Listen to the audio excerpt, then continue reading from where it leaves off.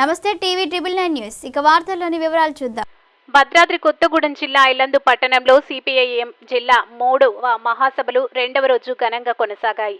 నిర్వహించిన సభలో వక్తలు మాట్లాడుతూ పోడు భూములను, నిర్వాసితుల సమస్యలు, సీతారామ ప్రాజెక్టు పనులు పరిహారం, వ్యవసాయ కూలీ పోరాటాలు, ఉపాధి హామీ పథకాలు, సంఘటిత అసంఘటిత కార్మికుల సమస్యల, రైతాంగ సమస్యలపై ప్రధానంగా వారు మాట్లాడారు. మహాసభలకు రాష్ట్ర పరీక్ష పరిశీలకులుగా పార్టీ రాష్ట్ర కార్యదర్శి తమ్మినేని వీరభద్రం, ఎమ్మెల్సీ అలుగుబెల్లి నర్సిరెడ్డి, రాష్ట్ర కార్యదర్శి వర్గ సభ్యులు B Venkat, S Veeraiah, Pothineni Sudarshan, senior నాయకులు బాబురావు, బండారు రవికుమార్ తదితరులు పాల్గొని మాట్లాడారు. అనంతరం పార్లమెంటులో భారత రాజ్యాంగ నిర్మాత అంబేద్కర్ పై అమిత్ షా చేసిన వ్యాఖ్యలకు నిరసనగా ఇల్లందు 24 ఏరియా సెంటర్ నందు అమిత్ షా దిష్టిబొమ్మ దగ్ధం చేశారు. ఈ సందర్భంగా వారు మాట్లాడారు. ఈ కార్యక్రమంలో ముఖ్య నాయకులు, కార్యకర్తలు, అభిమానులు అధిక సంఖ్యలో పాల్గొన్నారు.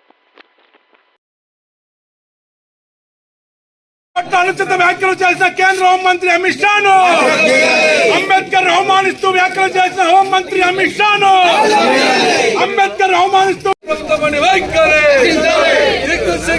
అంబేద్కర్ పట్ల కేంద్ర ప్రభుత్వం వైఖరి అంబేద్కర్ పట్ల కేంద్ర ప్రభుత్వం వైఖరి కాపాడదాం మత సామరస్యాన్ని, మత సామరస్యాన్ని.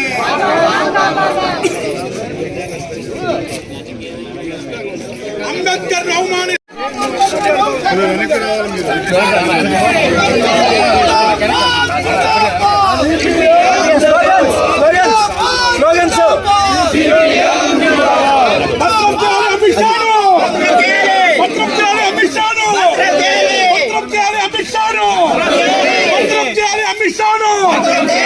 పత్రం చేయాలి అమిత్ షాను, అంబేద్కర్ పట్ల అనుచిత వ్యాఖ్యలు చేసిన అమిత్ షాను, అంబేద్కర్ పట్ల అనుచిత వ్యాఖ్యలు చేసిన అమిత్ షాను, అమిత్ షాను, అమిత్ షాను, down down Amit Shah, down down Amit Shah, Amit Shah, Amit Shah, Amit Shah, Amit Shah, Amit Shah, Amit Shah, Amit Shah, Amit Shah, Amit Shah.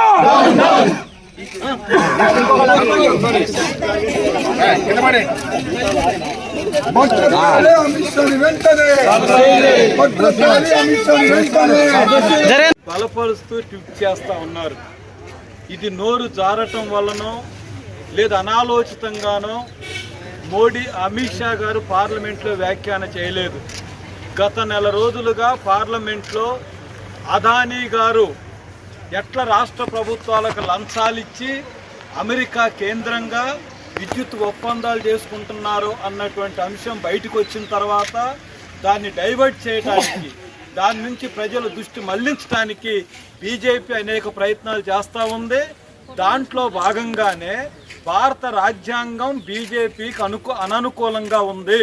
రాజ్యాంగంలో సమానత్వాన్ని చెప్పాము, రాజ్యాంగంలో మత సామరస్యాన్ని చెప్పాము, రాజ్యాంగంలో వనరుల కేంద్రీకరణని అంగీకరించడం లేదు. ఎన్ని పరిమితులున్నా అమలు జరపకపోయినా 75 సంవత్సరాలు భారతదేశాన్ని ఐక్యంగా ఉంచడంలో మన రాజ్యాంగం సఫలీకృతమైంది.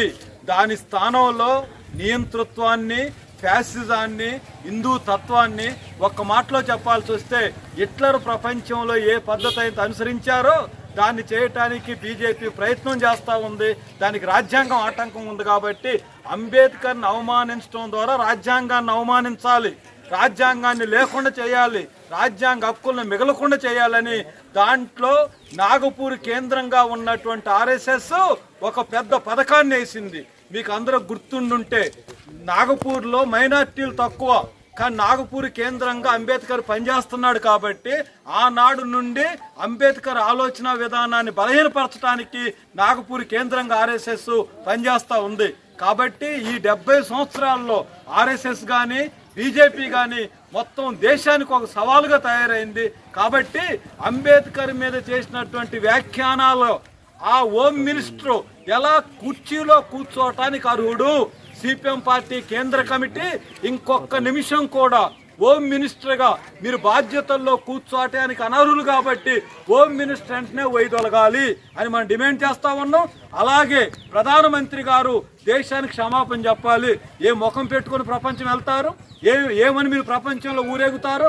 కాబట్టి సిపిఎం పార్టీ దేశవ్యాప్తంగా నిరసన కార్యక్రమాలు చేస్తూ ఉన్నాం, ఉద్యమాలు చేస్తూ ఉన్నాం. ప్రభుత్వం దిగిరాకపోతే రాష్ట్ర దేశవ్యాప్తంగా ఈ ఉద్యమాన్ని మరింత ఉధృతం చేస్తాం. మోడీ గారు అనుకోవచ్చు, అమిత్ షా అనుకోవచ్చు, కాంగ్రెస్ నేతలను మేనేజ్ చేయొచ్చు అని, కానీ కమ్యూనిస్టులు ఒక ఆల్టర్నేటివ్ విధానాలతో ముందుకు పోతా ఉన్నారు. మీకు గుర్తు చేస్తా ఉన్నాం, రెండో ప్రపంచ యుద్ధంలో ప్రపంచాన్నంతా ఆక్రమించి హిట్లర్ సోవియట్ వెళ్ళిపోయినప్పుడు హిట్లర్ సోవియట్ 2 కోట్ల మందిని బలి ప్రాణాలు త్యాగం చేసి హిట్లర్ని ఆత్మహత్య చేసుకుంటాడు చేసింది ఎర్ర జెండా నరేంద్ర మోడీ గారు. అది మీకు గుర్తు చేస్తా ఉన్నాం. ఇక్కడ భారతదేశంలో కూడా కమ్యూనిస్టులు, ప్రజా సంఘాలు, సామాజిక ఉద్యమాలు అందరం ఒకటవుతాం. మోడీ అలాగే అమిత్ షా కండ కావడంతో మతంతో విర్రవీగుతా ఉన్నారు. అలాంటి ఆర్ఎస్ఎస్కి, హిందూ తత్వవాదులకి మనం గుణపాఠం చెప్పాలి, వారు ఆగడాలకు అడ్డుకట్టేయాలని సిపిఎం పార్టీ నిర్ణయించి ఈ కార్యక్రమం చేస్తూ ఉంది. నేను మిమ్మల్ని కోరేది 2025 సంవత్సరం భారతదేశంలో రాజ్యాంగ పరిరక్షణంగా మనం తీసుకోవాలి, సామాజిక న్యాయంగా తీసుకోవాలి, వనరుల విభజన కోసం తీసుకోవాలి.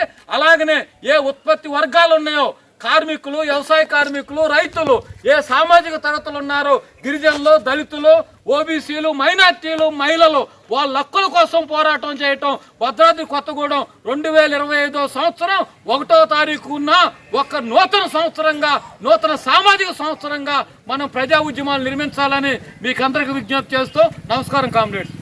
వార్తలు ఇంతటితో సమాప్తం. మళ్ళీ తిరిగి ప్రసారం అయ్యే టీవీ 999 న్యూస్లో కలుద్దాం. అంతవరకు సెలవు.